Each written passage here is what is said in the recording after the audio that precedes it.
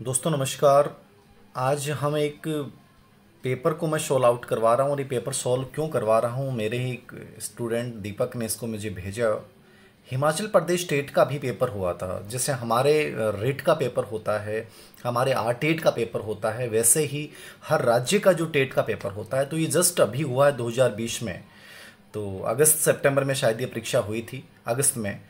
तो एक पेपर से अनुमान लगेगा कि कैसे क्या पर्सन, बहुत इजी पेपर है, कोई बहुत ज़्यादा हाई लेवल का पेपर नहीं है। और नॉर्मली कुछ क्वेश्चन ऐसे होते भी हैं जो इजी होते हैं, बट हमें एक डर लगता है कि सर पता नहीं साइकोलॉजी में कैसे क्वेश्चंस आते हैं, क्या होगा क्या नहीं होगा। तो वो डर की वजह से इतना ज़्यादा फोबिया हावी कर लेते हैं कि फिर वो चीज़ें गलत होने लग जाती हैं। अमूमन होता है, मैंने खुद को देख कई बार ये चीज़ महसूस की है। जो चीज़ हमारे साथ एक माइंड में एक बार भय के रूप में क्रिएट हो गई, तो फिर बहुत दिक्कत होती है उस चीज़ को अपन बहुत अच्छा उसमें कर पाएँ। तो सबसे बड़ी चीज़ है कि दिमाग से इस फियर को निकालें, फियरलेस बने कि ऐसा कुछ नहीं होगा, मैं बहुत बेहतर साइकोलॉजी में करने वाला हूँ। और आपको इतना अच्छा मार्गदर्शन मिल रहा है तो कहीं डरने की आवश्यकता नहीं है। कोशिश मैं बहुत ज़्यादा कर रहा हूँ कि कुछ सब कुछ सही हो, एक अच्छा ऐप भी डेवलप करें और उसमें बहुत अच्छे से आपको पढ़ाएं।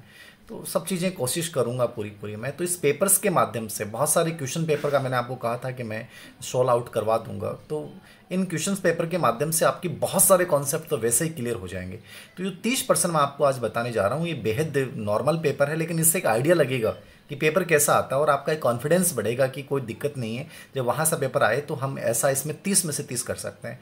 और मुझे लगता है कि इस पेपर में 30 में से 30 कोई बच्चा नहीं करता है तो वो उसको वास्तव में बहुत इंप्रूव करने की आवश्यकता। और ये 30 के 30% शायद ही कोई ऐसा प्रश्न होगा जिसने अवनी मनोविज्ञान पढ़ी हो और उसको ये इनमें से कोई भी प्रश्न नहीं आए। मुझे नहीं लगता कि ऐसा होगा, क्योंकि 30 के 30% एज इट इज ऐसे कैसे हर किताब में से यदि ढंग से आप देखोगे तो उस किताब में से आपको कंप्लीटली मिल जाएंगे। एक भी प्रश्न ऐसा नहीं होगा जो नहीं मिलेगा। ऑब्जेक्टिव प्लस जिसने थ्योरी दोनों किताब पढ़ ली है उसके 30 के 30 सही होंगे, याद रखना।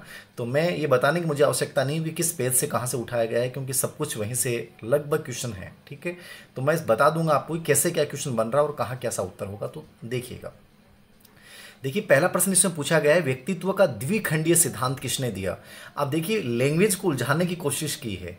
अब यहाँ व्यक्तित्व शब्द दिया है, व्यक्तित्व का हम देखते हैं कि व्यक्तित्व का द्विखंडीय सिद्धांत स्पेशली जो है वो कहीं भी आता ही नहीं है। व्यक्तित्व का द्वि सिद्धांत जैसे आलपोर्ट ने जो दिए थे वो 3 4 आयाम और 3 आयाम बताए हैं। ठीक है, केटल ने जो है वो 2 प्रकार के सीलगुण बताए हैं। ठीक है, और उसमें भी 2 3 कैटेगरियाँ बताई हैं। और आइजेंग का वर्गीकरण है वो भी व्यक्तित्व के आयाम के आधार के ऊपर है। तो वो तीनों ही अलग हैं, ये तीनों ऊपर वाले तीनों व्यक्ति संबंधित हैं। लेकिन जो नीचे ऑप्शन आप देख रहे हैं स्पीयरमैन, स्पीयरमैन का कहीं भी कोई संबंध वैसे देखें तो व्यक्तित्व से नहीं था। लेकिन यहाँ उलझाने की कोशिश की, द्विखंडीय सिद्धांत जब भी बात आता है वो बुद्धि का था और ये स्पीयरमैन ने दिया, लेकिन वो बुद्धि का द्विखंडीय सिद्धांत व्यक्तित्व को प्रभावित करता है। इसलिए आपको इस चीज़ को वहाँ से जोड़नी थी कि वास्तव में यहाँ व्यक्तित्व का द्विखंडीय सिद्धांत किसने दिया है, स्पीयरमैन ने दिया है। किसने दिया है, स्पीयरमैन ने दिया है।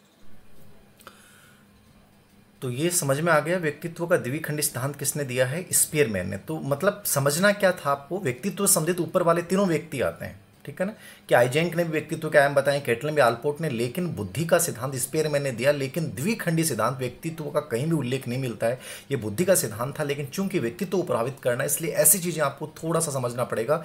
तो यहाँ उत्तर क्या हो जाएगा, यहाँ उत्तर हो जाएगा स्पीयरमैन। तो ये उत्तर हो गया स्पीयरमैन। ठीक है, आगे देखिए, डिस्ग्राफिया एक ऐसी अधिगम अशक्तता है जो व्यक्ति की योग्यता को प्रभावित करती है।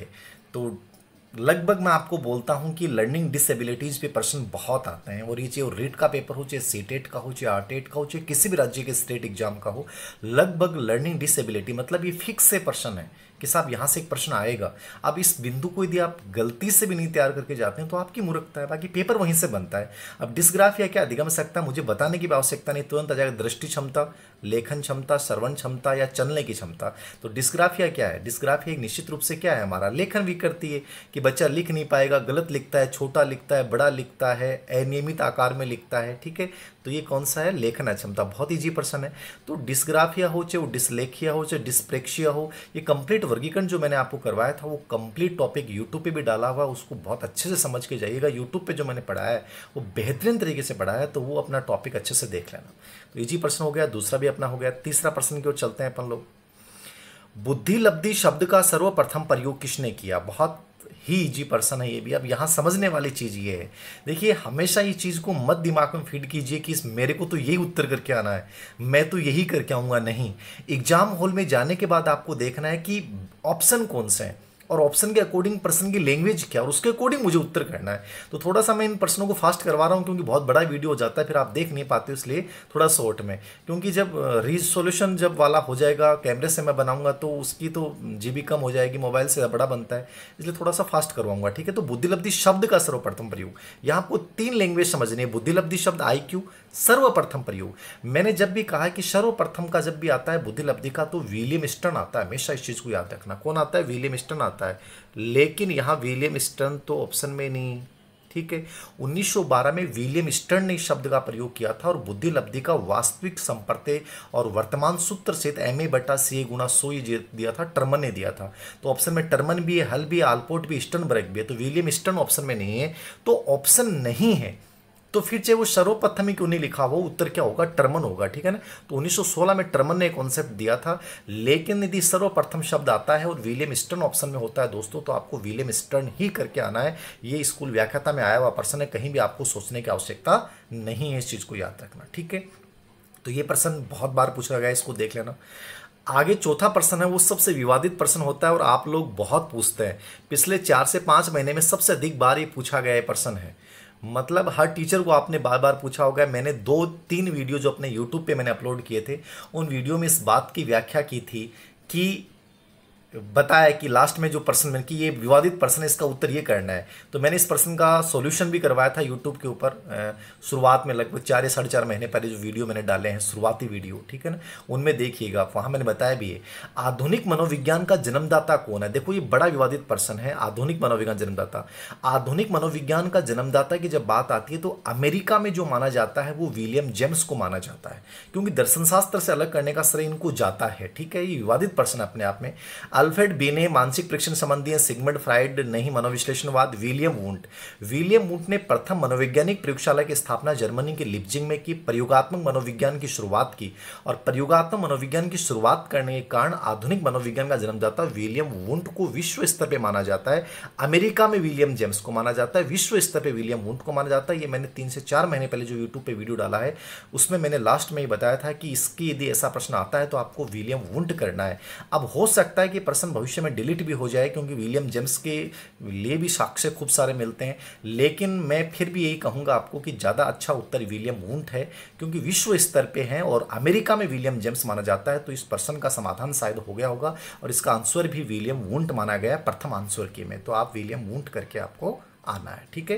क्योंकि प्रयोगात्मक मनोविज्ञान की शुरुआत इन लोगों ने की, वैज्ञानिकता की शुरुआत मनोविज्ञान में यहां से हुई, इसलिए विलियम वुंट को माना जाता है, अमेरिका में विलियम जेम्स। अगला प्रश्न देखिए, ये प्रश्न बहुत बार पूछा गया है और ये प्रश्न मतलब मुझे लगता है कि स्कूल व्याख्याता में बहुत बार पूछा गया है। शिक्षा मनोविज्ञान वाला जो पहला टॉपिक है, जो अपने रेट के सिलेबस में नहीं डाल रखा, सीटेट के सिलेबस में, वो पहला टॉपिक नहीं है। लेकिन यहाँ से इस विधि पे बहुत प्रश्न पूछे गए हैं कि कौन सी प्रयोगात्मक विधि, जो प्रयोगात्मक विधि वाला बिंदु है सबसे इंपॉर्टेंट है। स्कूल व्याख्याता में बहुत प्रश्न आए और प्रयोगात्मक विधि पे मैंने स्कूल अपनी किताब जो अवनी मनोविज्ञान है उसमें बहुत डिटेल से बता रखी है चीज़ क्या है सबसे महत्वपूर्ण अवयव, व्यवहार का अवलोकन, विषयों का मिलान या नियंत्रित परिस्थितियां। देखिए निश्चित रूप से इसका जो उत्तर है वो क्या है? नियंत्रित परिस्थितियां, ठीक है ना।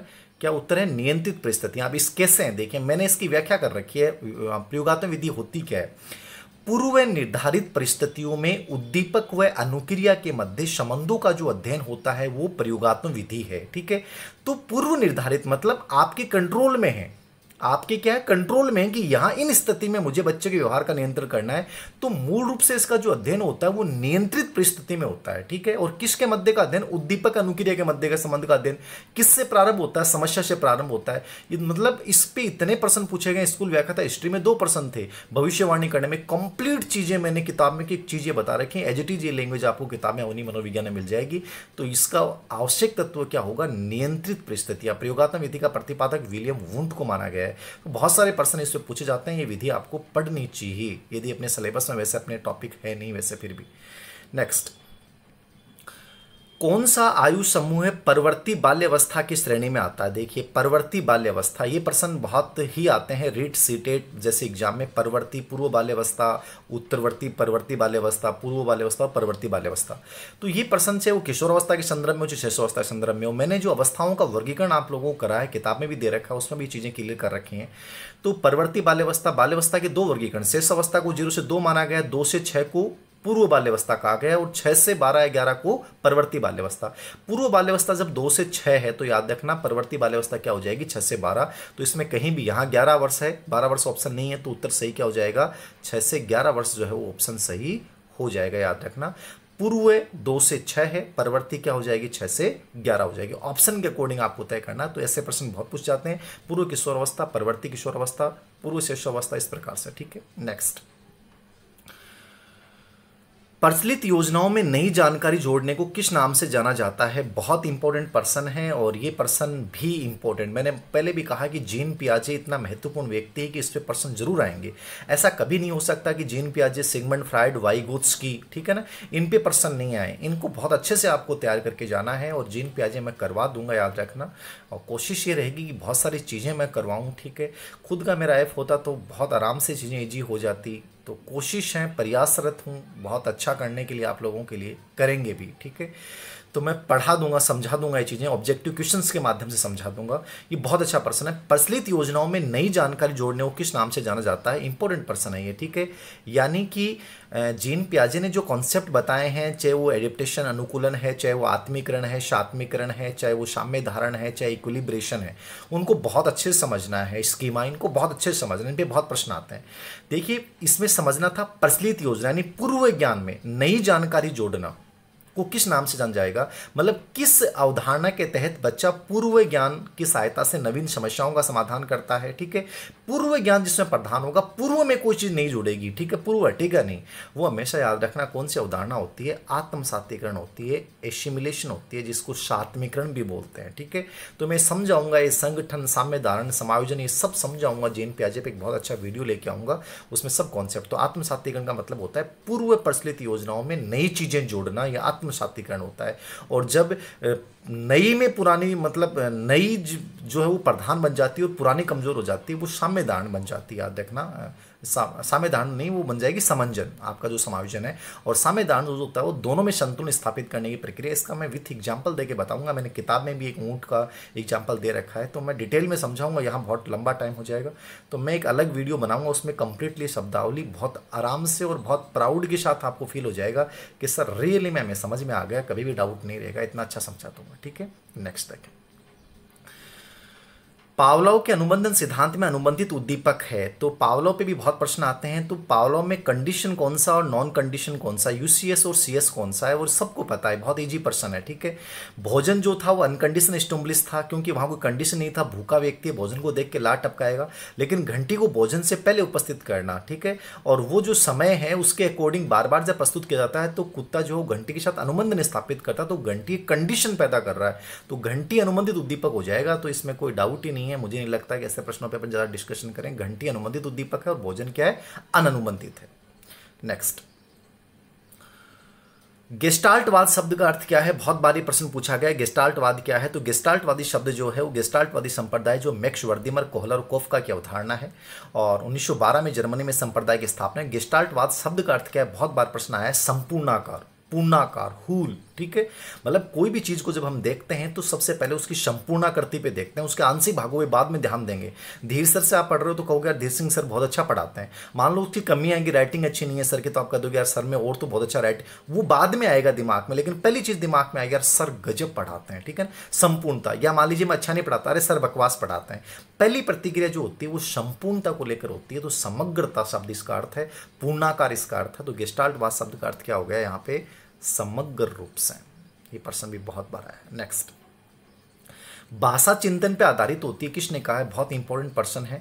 और ये भाषा संबंधी जो विचार हैं, भाषा विकास जब अपन बाल विकास में पढ़ते हैं उस पर एक पर्सन नॉर्मली लगातार हर एग्जाम में आ रहा है और आपको भी पढ़ना। और भाषा चिंतन पे एक तो वाइगोत्स्की के विचार, एक पियाजे के विचार, एक नॉम चोम्स्की के विचार, एक बेंजामिन वाहरप के विचार और एक स्किनर के विचार, ये जरूर पढ़ के जाना, इन पे एक पर्सन बन जाता है। अब यहाँ समझने वाला बिंदु था भाषा चिंतन पे आधारित होती है, किसने कहा है?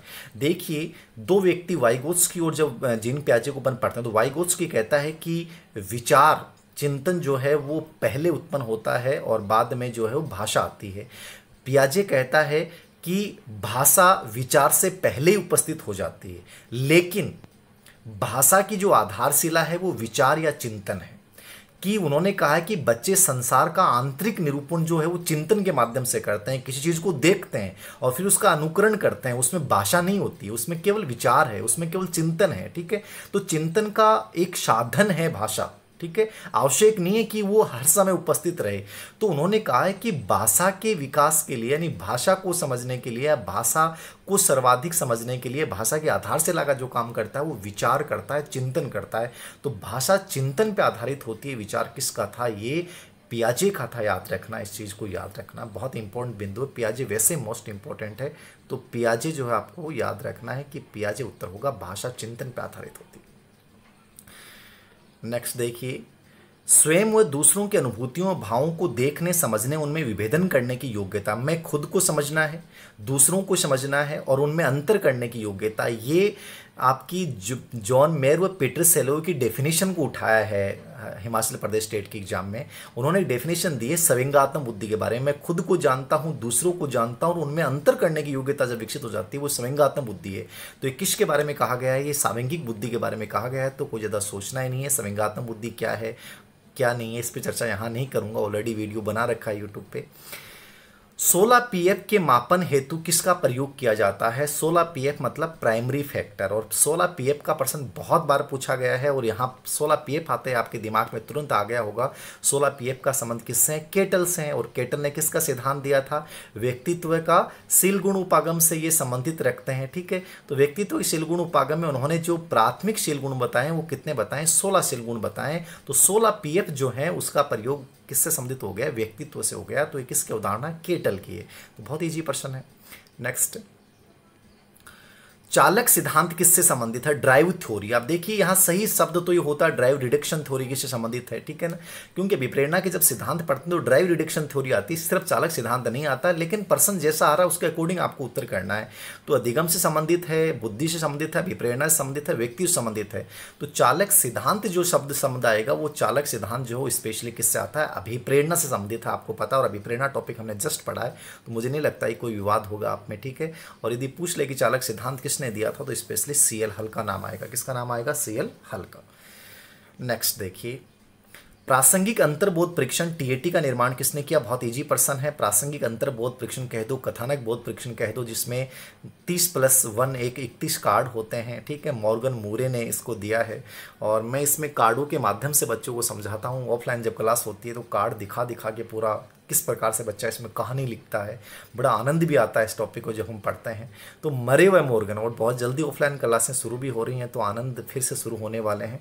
मरे व मॉर्गन ने 1935 में इस टेस्ट का निर्माण किया था। ठीक है, 10 महिला के, 10 पुरुष के और 10 दोनों के, और एक कार्ड जो है खाली होता है, याद रखना। ठीक है, तो ये 14 वर्ष से अधिक आयु के बच्चों के लिए उपयोगी होता है। बहुत सारी बातें हैं इसमें, 4 चीज बिंदु होते हैं जिसके आधार पर मापन करते हैं, तो वो सब चीज़ें अपन चर्चा अलग से करेंगे।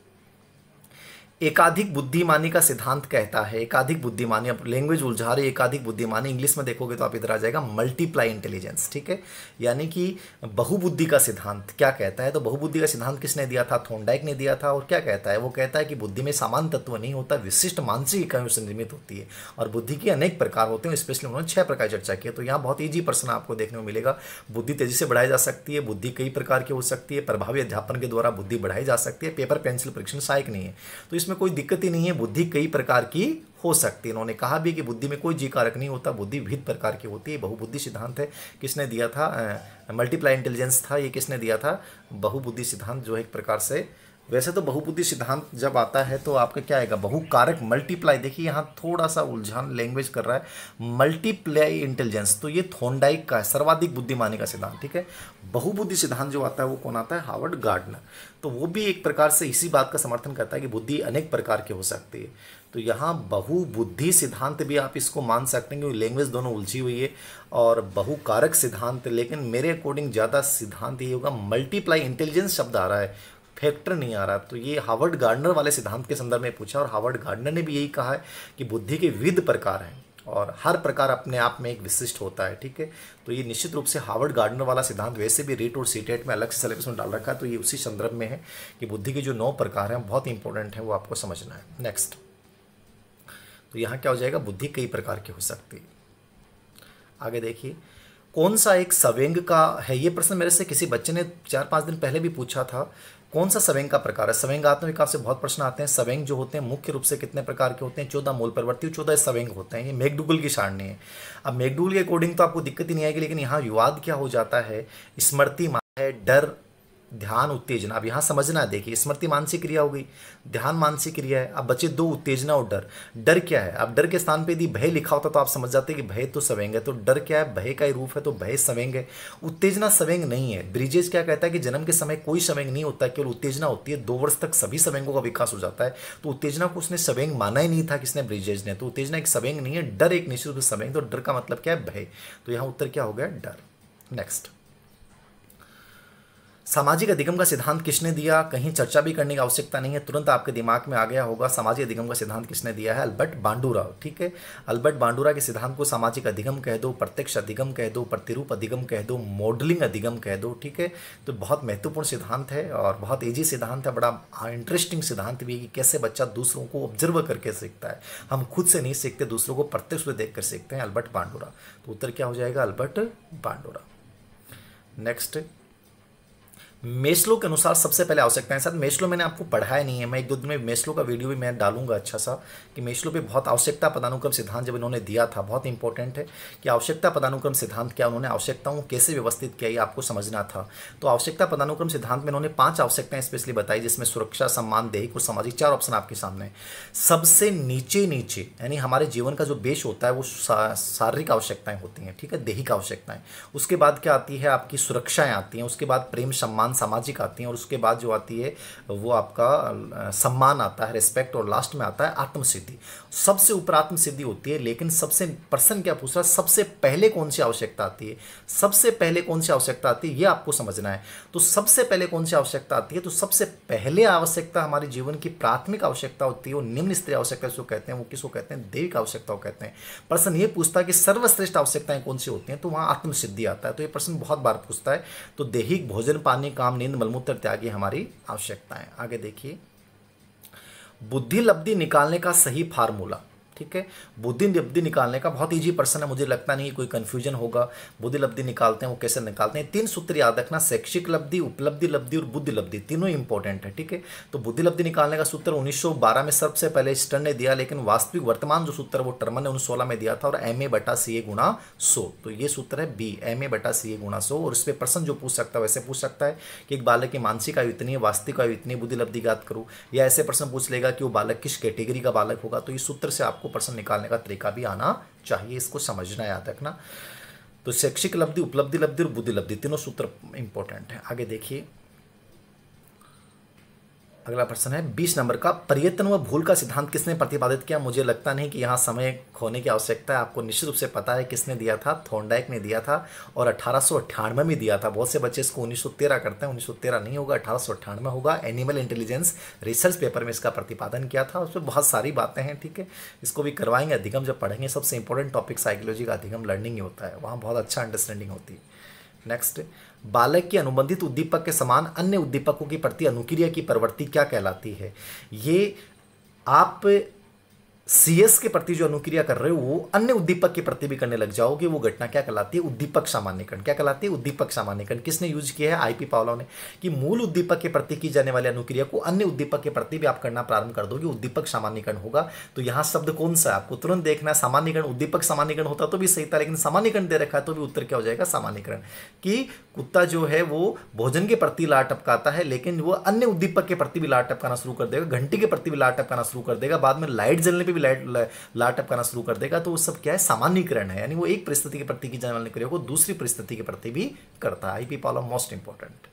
नेक्स्ट, तो उत्तर सामान्यीकरण हो गया। एक मानसिक संरचना जो सामाजिक व अन्य संज्ञान को निर्देशित करती है। बार बार मैं कहता हूं कि साहब पियाजे मोस्ट इंपॉर्टेंट, देख लो पियाजे पे हर पेपर में प्रश्न आते हैं। अब ये स्कीमा इतना इंपॉर्टेंट है, बहुत बार प्रश्न पूछा है। मानसिक संरचना शब्द जब भी आ जाए, मानसिक संरचना याद रखना। स्कीमा, मानसिक संरचना, संगठित संरचना, सूचनाओं का संगठित पैकेट, किसी के प्रति व्यवहार करने का तरीका, व्यवहारिक स्कीमा भी होती है, मानसिक स्कीमा भी होती है। ठीक है, मतलब एक प्रकार से सूचनाओं का एक संग्रह है, वो सब स्कीमा है, याद रखना। तो उत्तर क्या हो जाएगा? स्कीमा हो जाएगा। क्या हो जाएगा? स्कीमा हो जाएगा, याद रखना। तो ये आपको याद रखना है स्कीमा, इसको अच्छे से देख लेना स्कीमा क्या है।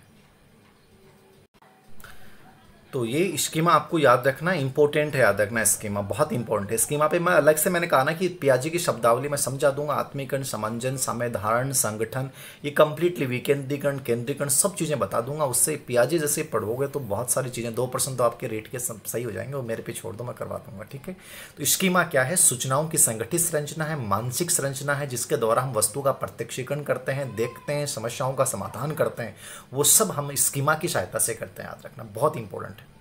आगे देखिए, पहले प्राप्त होने वाली सूचना की प्रबल भूमिका क्या कहलाती है? बहुत अप्लाइड सा प्रश्न है, इजी सा प्रश्न है, और ये इजी सा प्रश्न है। मतलब अपन कई बार कहते हैं पहलो प्रभाव, अंतिम प्रभाव है सर। पहली बार जो पसंद आ जाए ना, फिर उसके बाद अपना दूसरे में मन नहीं करता। ठीक है ना, पहली चीज, लाइफ की हर चीज, पहला जो प्रभाव। मान लो आप मेरे से पढ़ लिए तो आपको दूसरा टीचर पसंद नहीं आएगा, दूसरे से किसी से प्रभावित हो गए तो फिर वो आपको अच्छा लगेगा, तो मेरे से प्रभावित नहीं होगा। मतलब ऐसा अमूमन होता है, मेरे स्टूडेंट्स को मैंने देखा है कि सर नहीं आपका ही समझ में आता है, आपसे ही पढ़ेंगे, ऐसा मैंने अमूमन। तो वो क्या होता है कि आपके दिमाग में साइकोलॉजी फिट हो जाती है। पहला प्रभाव होता है ना टीचर का, वो अंतिम प्रभाव बन जाता है, याद रखना। तो यहाँ प्रबल, पहले प्राप्त होने वाली सूचना की प्रबल भूमिका, मतलब वो बाद में आपके दिमाग में फीड हो जाती है कि यार वो ही सही है। ठीक है ना, पहली बार कोई चीज कपड़ा खरीदने गए, वो पसंद आ गया ना वो शर्ट का कलर, तो फिर वो 20 कलर देख लो, लगता है वो अच्छा वो ही लेके आते हैं अपन लोग। ठीक है ना, तो ये क्या कहलाता है? ये प्रथम प्रभाव होता है। क्या बोलते हैं इसको? प्रथम प्रभाव। पहले वाली सूचना की प्रबल भूमिका क्या कहलाती है? प्रथम प्रभाव, फर्स्ट इफेक्ट, याद रखना है। आगे देखिए, सृजनात्मकता में मुख्य रूप से समाहित है। सृजनात्मकता में मुख्य रूप से क्या है? समाहित। तो ये प्रथम प्रभाव हो गया। अगला प्रश्न 24 नंबर का प्रश्न आप लोगों के सामने आ रहा है, और 24 नंबर का जो प्रश्न है वो है सृजनात्मकता में मुख्य रूप से समाहित है। क्रिएटिविटी पे मैंने पहले भी कहा कि व्यक्तिगत भिन्नता टॉपिक में जितने भी बच्चे होते हैं, उन बच्चों में रेट के अकॉर्डिंग आपको 2 बच्चे जरूर पढ़ के जाना है, क्रिएटिव बच्चे और मंद बुद्धि बालक, प्रतिभाशाली और पिछड़े बालक। 4 तो इंपॉर्टेंट है, लेकिन 2 बच्चे, मंद बुद्धि और क्रिएटिव बच्चों पे बहुत प्रश्न आते हैं। क्रिएटिव तो फिक्स है। सृजनात्मक बच्चों को ढंग से समझ लिया तो आपका एक प्रश्न आने वाले रेट में तैयार हो जाएगा। क्रिएटिविटी में क्या शामिल है? बहुत अच्छा टॉपिक है, बहुत बड़ा टॉपिक है। यहाँ देखिए, लॉजिक, बहुविध चिंतन, एकविध चिंतन, परंपरा, याद रखना। देखिए 2 शब्द बहुत इंपॉर्टेंट हैं। एकविध चिंतन का संबंध होता है वो बुद्धि से होता है, जिसको अपन एक प्रकार से बोलते हैं अभिसारी चिंतन। एक दिशा में अपन सोचते हैं, सीधा सोचते हैं। ठीक है, कि कोई भी सामान्य प्रश्न पूछ लिया, बुद्धि लब्धि का सूत्र क्या, वो एकविध चिंतन है। बहुविध चिंतन है, यदि ऐसा होता, ऐसा ना होता तो क्या होता, इसको आप पार्श्व चिंतन कह दें, इसको आप आउट ऑफ बॉक्स चिंतन कह दें। ठीक है, तो इसको अपसारी चिंतन आप बोलते हैं, बहुत सारे इसके नाम, और ये प्रश्न बहुत बार पूछा जाता है। तो निश्चित रूप से इसका उत्तर क्या होगा? बहुविध चिंतन। ये हर पक्ष और हर दिशा में सोचना, ये सृजनात्मकता का मुख्य बिंदु है, ये आपको याद रखना, याद रखना। 25 नंबर का प्रश्न है, मनोविश्लेषणवाद का विकास किसने किया? अभी ये जस्ट मैंने यूट्यूब पे करवाया है मनोविश्लेषणवाद का, और जरूरत भी नहीं है। मनोविश्लेषणवाद और नव मनोविश्लेषणवाद दोनों ही बेहद महत्वपूर्ण टॉपिक माने जाते हैं, और दोनों ही आपको समझ के जाने हैं। मनोविश्लेषणवाद का 2 मॉडल मैंने करवा दिए हैं, बाकी मनोविश्लेषणवाद में 2-3 चीज़ें और भी हैं। तो सिगमंड फ्राइड, तो यहाँ देखने की भी जरूरत नहीं है आपको। नेक्स्ट, आश्रित व अनाश्रित परिवर्त्य किस मनोवैज्ञानिक जांच विधि में प्रयुक्त होते हैं? आश्रित व अनाश्रित, मैंने आपको पहले भी कहा था कि प्रयोगात्मक विधि बेहद महत्वपूर्ण है, याद रखना। यहाँ फिर से प्रश्न पूछ रहा है, प्रयोगात्मक विधि जो मैंने किताब में भी डाल रखी है, याद रखना कि आप कहोगे सर इतना अच्छा पर्सन है ये तो कहाँ से आया होगा, ये अपने अवनी मनोविज्ञान में इसको भी डाल रखा है और प्रयोगात्मक विधि में मैंने इसको बता रखा है, मतलब दोनों पर्सन बता रखे हैं। देख लो, आप इससे अनुमान लगा लो कि आप सही दिशा में हैं यदि आप उसको पढ़ रहे हैं। इन्होंने 3 चर बताए हैं प्रयोगात्मक विधि में, आश्रित, ठीक है, अनाश्रित परिवर्ते, आश्रित अनाश्रित परिवर्ते। अनाश्रित का मतलब वही हो गया स्वतंत्र चर, मतलब लैंग्वेज चेंज हो जाती है। स्वतंत्र चर का मतलब वही है, ठीक है ना, स्वतंत्र चर के संदर्भ में यूज हुआ है शब्द। और तीसरा शब्द इसमें जैविक चर का भी प्रयोग होता है, ठीक है ना, मैं आपको बता ही रहा हूँ किताब से देख के, अपने अवनी मनोविज्ञान से देख के बता रहा हूँ। देखिए, स्वतंत्र चर, जैविक चर और आश्रित चर, मतलब आश्रित अनाश्रित और जैविक चर, ये अपने अवनी मनोविज्ञान में मैंने व्याख्या कर रखी है पहले टॉपिक में। तो स्वतंत्र चर में वातावरण आता है, अनुदेशन आता है, कार्य आता है और विषय आता है। जैविक चर में आदत की शक्ति, चालक, प्रोत्साहन आते हैं। और आश्रित चर में जिस पे प्रभाव पड़े, किस पे प्रभाव पड़ रहा है उसका जो अपन अध्ययन करेंगे वो आश्रित चर होता है। और इन तीनों का प्रयोग कहाँ पे होता है? प्रायोगिक विधि यानी प्रयोगात्मक विधि में इनका प्रयोग होता है। तो उत्तर सही क्या हो जाएगा? प्रायोगिक विधि। तो ये 2% प्रयोगात्मक विधि से पूछे गए हैं, इससे आपके माइंड में इमेज बनी होगी प्रयोगात्मक विधि मोस्ट इंपॉर्टेंट है और अवनी मनोविज्ञान में इसको बहुत अच्छे से व्याख्या की गई। नेक्स्ट, मेस्लो पे देखो 2 प्रश्न आ रहे हैं, पियाजे पे 2 प्रश्न आ रहे हैं, मतलब फिक्स सा लग रहा ना कि ये टॉपिक तो मोस्ट इंपॉर्टेंट है। मेस्लो के अनुसार मानव आवश्यकता के उपक्रम में सबसे ऊंचा स्थान, अभी मैंने चर्चा की थी, सबसे निम्न स्थान पहले पूछ लिया गया, उच्च स्थान पूछ रहा है, तो मेस्लो इंपॉर्टेंट है। ठीक, मेस्लो के अनुसार मानव आवश्यकता के उपक्रम में सबसे ऊंचा स्थान किसका है? सुरक्षा सबसे सेकंड नंबर पे होता है, शारीरिक नीचे नीचे होता है, आत्मसिद्धि सबसे ऊपर होता है और सम्मान जो होता है वो क्या होता है? 4 नंबर पे, मतलब सेकंड नंबर पे ऊपर से। तो यहाँ उत्तर क्या हो जाएगा? आत्मसिद्धि हो जाएगा। यहाँ उत्तर क्या हो जाएगा? आत्मसिद्धि हो जाएगा। देखना, आत्मसिद्धि क्या होता है? सेल्फ एक्वालाइजेशन, कि आपकी जो आंतरिक योग्यताएं हैं उसके अनुसार जीवन में लक्ष्य को प्राप्त करना, उनके अनुसार कार्य करना, ये आत्मसिद्धि होती है। मैं समझाऊंगा सेल्फ एक्वालाइजेशन और डिटेल में आगे, ठीक है। तो मेस्लो में सर्वोच्च आवश्यकता आत्मसिद्धि और सबसे निम्न आवश्यकता शारीरिक या दैहिक है, याद रखना। नेक्स्ट, आगे चलिए, अगला प्रश्न पढ़ रहे हैं अपन 28 नंबर पे। कौन सा दीर्घकालिक स्मृति का प्रकार है? कई बार बच्चे पूछते हैं कि सर मेमोरी को पढ़ के जाएं कि नहीं पढ़ के जाएं। देखिए, मेमोरी एक मानसिक क्रिया है और जब बाल विकास में आप मानसिक विकास पढ़ते हैं तो आपको मेमोरी पढ़ के जानी चाहिए। मेमोरी है, चिंतन है, ध्यान है, ठीक है, आपका संवेदना है, प्रत्यक्षीकरण है, कॉन्सेप्ट है, ये मानसिक विकास के पार्ट हैं। अभी सीधा तो इनका कहीं नाम नहीं लिखा हुआ है, लेकिन ये मानसिक क्रियाओं में आती है, इसलिए प्रश्न पूछ सकता है। जैसे यहाँ प्रश्न पूछा गया, सीटेट में प्रश्न आता है। तो मेमोरी स्पेशली अपन 3 मेमोरी की बात करते हैं, आप संवेदी स्मृति, लघुकालीन स्मृति जिसको कार्यकारी स्मृति भी कहते हैं, और दीर्घकालीन स्मृति। दीर्घकालीन स्मृति में बहुत प्रश्न पूछे जाते हैं, ठीक है। तो यहाँ ऑप्शन ये पूछ रहा है कि दीर्घकालीन स्मृति का प्रकार कौन सा नहीं है, ठीक है ना। तो दीर्घकालीन स्मृति का प्रकार कौन सा नहीं है, याद रखना। तो देखिए, आप आगे देख पा रहे हैं, दीर्घकालीन स्मृति कौन सा प्रकार नहीं है? घोषणात्मक स्मृति। देखिए, दीर्घकालीन स्मृति 2 प्रकार की होती है, घोषणात्मक और अघोषणात्मक, जिसको स्पष्ट स्मृति और अस्पष्ट स्मृति भी कह सकते हैं। अब घोषणात्मक जो स्मृति, उसके भी 2 प्रकार होते हैं, प्रासंगिक स्मृति और अर्थगत स्मृति, ठीक है। कार्यकारी स्मृति, इसमें किसका नाम होता है? आपका लघुकालीन स्मृति का नाम होता है। तो यहाँ लघुकालीन स्मृति, कार्यकारी स्मृति तो गलत है एकदम से। घोषणा स्मृति होता है, घटनापरक और अर्थगत इसके प्रकार होते हैं। घटनापरक यानी घटनाओं विशेष के अनुसार, और अर्थ का मतलब कोई चीज़ को समझकर। सबसे बेस्ट स्मृति यही होती है, अर्थ स्मृति। तो ये प्रश्न दीर्घकालीन स्मृति पूछा गया, तो मेमोरी टॉपिक आपको पढ़ के जाना चाहिए। नेक्स्ट, पुनर्बलन का सिद्धांत किसके द्वारा दिया गया है? प्रश्न भी बहुत बार बच्चे पूछते हैं। तो पुनर्बलन, रीइंफोर्समेंट थ्योरी किसके द्वारा दी गई? देखिए, पुनर्बलन परबलन सिद्धांत की जब बात आती है तो निश्चित रूप से सीएल हल आता है, लेकिन पुनर्बलन को सबसे अधिक महत्व साइकोलॉजी में दिया था, वो स्किनर ने दिया था। लेकिन यहाँ ऑप्शन में देखना है, ऑप्शन के अकॉर्डिंग तय करना। ऑप्शन में सीएल हल नहीं है, तो सिद्धांत स्पेशली सीएल हल का था, बट पुनर्बलन को सबसे अधिक महत्वपूर्ण मानने वाला, पुनर्बलन के नाम से भी ये कॉन्सेप्ट जो देने वाला वो स्किनर था। तो सीएल हल और स्किनर आएंगे तो ये प्रश्न विवादित बन जाएगा, लेकिन इन दोनों में से एक है तो कोई भी उत्तर कर दो। तो यहाँ सीएल हल नहीं है और ऑप्शन में स्किनर है, तो उत्तर क्या करना है? स्किनर करना है, ठीक है। तो ये पुनर्बलन वाला भी मेरा आपको पढ़ाया हुआ है, सीएल हल वाला भी पढ़ा दूंगा मैं। अंतिम प्रश्न है, व्यवहारवाद का जन्मदाता। ये संप्रदाय से पूछा गया प्रश्न है और इजी प्रश्न है, मुझे लगता नहीं कोई चर्चा करनी है। सिगमंड फ्राइड जो मनोविश्लेषणवाद के जन्मदाता हैं, विलियम जेम्स जो अपना संरचनावाद जो है, उस प्रकारीवाद जो है उससे संबंधित हैं, जेबी वाटसन जो व्यवहारवाद से संबंधित है, और बिने जो है बुद्धि से मानसिक परीक्षण से संबंधित है। तो यहाँ उत्तर क्या हो जाएगा? निश्चित रूप से उत्तर क्या हो जाएगा? जेबी वाटसन। 1913 में अमेरिका में इन्होंने स्थापना की थी और बहुत बड़ा संप्रदाय है और स्पेशली स्कूल व्याख्याता में बहुत इंपॉर्टेंट। तो ये 30% थे, इनके माध्यम से एक छोटा सा आइडिया लगा होगा कि कैसा पेपर आ रहा है कैसा नहीं। तो लेटेस्ट पेपर अभी यही आया है, तो इसके माध्यम से आप समझ सकते हैं। बाकी और भी क्वेश्चन पेपर मैं सोल्व करवा दूंगा। यदि बोर्ड होता तो वो मज़ा आता है इसमें, ठीक है ना, कंप्लीटली मैं दिखता, बड़े बड़े प्रश्नों की साइज दिखती। और ये मोबाइल के माध्यम से बनाया है तो हो सकता है थोड़ी सी आपको कठिनाई आई हो, लेकिन जितने भी साधन हैं, ज्ञान आप तक पहुंचना चाहिए, फ़ायदा आप तक होना चाहिए, इसी उद्देश्य के साथ। ठीक है, धन्यवाद। आप लोगों का इतना प्यार मिला है कि आज 1 लाख सब्सक्राइबर होने वाले हैं। ठीक है, बहुत जल्दी 2 लाख होंगे, फिर 1 मिलियन भी होंगे। तो ये सब लोग आप लोगों की वजह से हुआ है, मेरा इसमें कुछ नहीं है। मैं अपनी तरफ से कुछ करने की कोशिश करता हूँ, किसी को पसंद आता है, किसी को नहीं आता है, बट जिनको आया है, तनिक बच्चों को भी फ़ायदा होता है, ये अपने आप में एक बहुत बड़ी बात है। Thank you very much.